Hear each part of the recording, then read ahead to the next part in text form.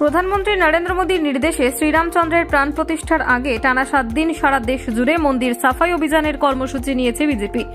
এই অভিযান শুরু হয়েছে, চলবে আগামী 22 জানুয়ারি পর্যন্ত।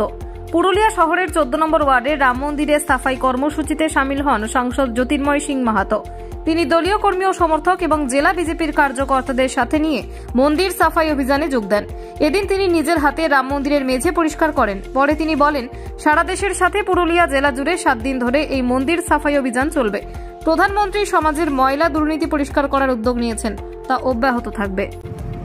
আগামী 22 জানুয়ারি ভগবান প্রভু রামচন্দ্রের যে নূতন মন্দির হচ্ছে তাতে প্রাণ প্রতিষ্ঠা হবে। আর যেদিনকে প্রাণ প্রতিষ্ঠা হবে সারা ভারতবর্ষের ন্যায় পুরুলিয়া জেলাতেও প্রত্যেকটা মন্দিরে সেদিনকে পুজো হবে, পুজো অর্চনা হবে এবং তার সঙ্গে সঙ্গে পরিবারের প্রত্যেকটা ব্যক্তি নিজের বাড়িতেও পূজা করবেন।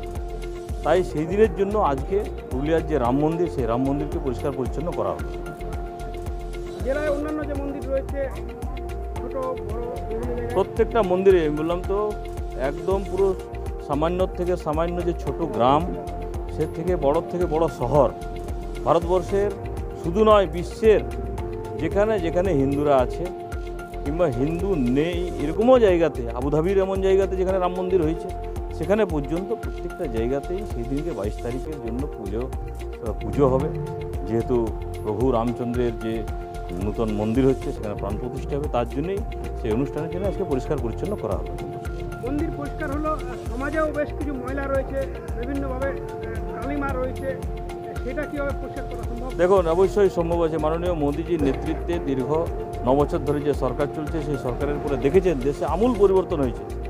চোর, ডাকাত, বদমাশ, গুন্ডারা দিনকে দিন জেলে যাচ্ছে এবং যারা সমাজের সঙ্গে আছে, যারা নিষ্ঠার সঙ্গে রাজনীতি করে, যারা নিষ্ঠার সঙ্গে সোশ্যাল ওয়ার্ক করে, বিভিন্ন দপ্তরের অফিসাররা যা হোক 10 বছর আমূল পরিবর্তন হয়েছে। আগামী দিনে যেগুলো বাকি আছে সেগুলো পরিষ্কার করা হবে। Bureau report, Bengal views.